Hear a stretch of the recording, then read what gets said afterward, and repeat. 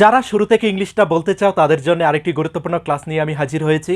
আমি মনে করি আজকের এই ক্লাসটি তোমাকে সাহায্য করবে কিভাবে সহজভাবে সবাই ইংলিশটা তৈরি করতে পারি, সবাই কিভাবে ইংলিশটা বলতে পারি। তার জন্য তোমাকে এই 4টি সেন্টেন্সের ব্যবহার জানতে হবে।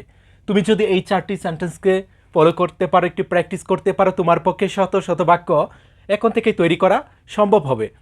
এখানে শুরুতে যে বাক্যটি রয়েছে, যখন এই ধরনের কথা বলি যে আমি এখন যাব বলে কি ভাবছি, অথবা আমি কাজটা করব বলে ভাবছি, অথবা আমি এখন টিভি দেখব বলে কি ভাবছি, যে এখন একটি কাজ করব বলে ভাবছি, যে এখন একটি কাজ করব বলে কি মনে মনে ভাবছি, সেই ক্ষেত্রে এই সেন্টেন্সটি ইউজ করব, তাহলেই হবে আই থিঙ্ক অফ। আমি ভাবছি, যেই কাজটা করব বলে ভাবছি তার যে প্রেজেন্ট রূপটা রয়েছে তার সাথে শুধু আইএনজি যুক্ত করে যদি বলতে পারি তাহলেই হবে I think of learning English. আমি ইংলিশ শিখব বলে কি ভাবছি, আমি ইংলিশ শিখব বলে ভাবছি। I think of learning English, I think of learning English. এখন যদি বলি আমি কাজটা করব বলে ভাবছি, I think of doing the work. আমি কাজটা করব বলে কি ভাবছি, I think of doing the work. আমি যাব বলে ভাবছি, আই থিঙ্ক অফ গোয়িং। আমি এখন পড়ব বলে কি ভাবছি, আই থিঙ্ক অফ রিডিং। খুব সহজেই বলতে পারবো, সহজেই ইংলিশটা তৈরি করতে পারবো। তুমি এখানে লার্নিং এর পরিবর্তে যে কোনো ভার্বের যে প্রেজেন্ট রূপটা রয়েছে তার সাথে শুধু আইএনজি যুক্ত করে যদি বলতে পারো তাহলেই হয়ে যাবে। পরের সেন্টেন্সটি দেখি, যখন কাউকে জিজ্ঞাসা করি যে আপনি কি করতে পারেন, অথবা তুমি কি করতে পারো, তুমি কি রান্না করতে পারো, তুমি কি খেলতে পারো, তুমি কি পড়তে পারো, যখন এই ধরনের প্রশ্ন করব কাউকে, শুরুতেই হোয়াট ক্যান ইউ, তারপর এখানে ডু, কুক, প্লে এর পরিবর্তে যে কোনো ভার্বের শুধু মূল রূপটা যদি বলতে পারি তাহলেই হবে। এখানে ইউ এর পরিবর্তে যে কোনো সাবজেক্ট হতে পারে, যাকেই জিজ্ঞাসা করব তাকে ইউ এর জায়গায় বলবো, তাহলেই হবে। এখন যদি জিজ্ঞাসা করি কামাল কি করতে পারে, what can Kamal do. Kamal কি করতে পারে, তুমি কি করতে পারো, হোয়াট ক্যান ইউ ডু, তুমি কি করতে পারো। আমি কি করতে পারি, হোয়াট ক্যান আই ডু, আমি কি করতে পারি। হোয়াট ক্যান আই কুক, আমি কি রান্না করতে পারি, হোয়াট ক্যান আই কুক, আমি কি রান্না করতে পারি। আমি কি খেলতে পারি, হোয়াট ক্যান আই প্লে, আমি কি খেলতে পারি।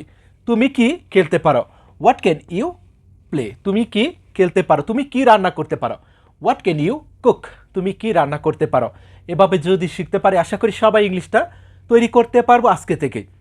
পরের সেন্টেন্সটি দেখি, যখন এই ধরনের প্রশ্ন করি যে তাকে কি কাজটা করতে হবে, তাকে কি যেতে হবে, কামালকে কি কাজটা করতে হবে, কামালকে কি যেতে হবে, অথবা তোমাকে কি কাজটা করতে হবে, অথবা তাকে কি কাজটা করতে হবে, আমাকে কি কাজটা করতে হবে, সেই ক্ষেত্রে এই সেন্টেন্সটি ইউজ করবো, তাহলে কিন্তু হয়ে যাবে।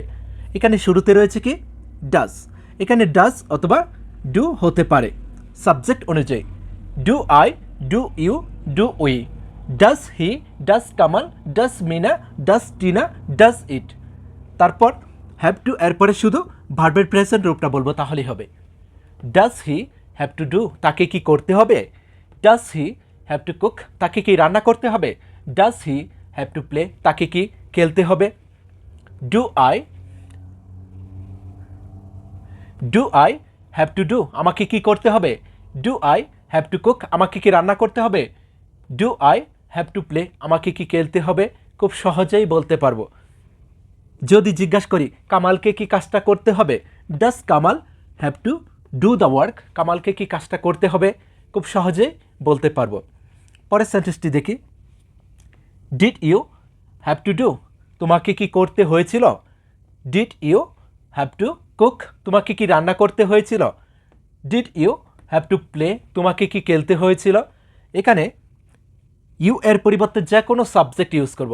যখনই জিজ্ঞাসা করব আমাকে কি কাজটা করতে হয়েছিল, বা তাকে কি কাজটা করতে হয়েছিল, তোমাকে কি কাজটা করতে হয়েছিল, মিনাকে কি কাজটা করতে হয়েছিল। ডিড তারপর যাকে কাজটা করতে হয়েছিল তাকে বলবো। Did Kamal have to do, কামালকে কি করতে হয়েছিল। Did he have to cook, তাকে কি রান্না করতে হয়েছিল। Did I have to play, আমাকে কি খেলতে হয়েছিল। এই 4টি সেন্টেন্স যদি ফলো করতে পারি, একটু প্র্যাকটিস করতে পারি, আমাদের পক্ষে শত শত সেন্টেন্স তৈরি করা সম্ভব। যদি ক্লাসটি ভালো লেগে থাকে অবশ্যই শেয়ার করে দিও। ওকে, বেস্ট অফ লাক।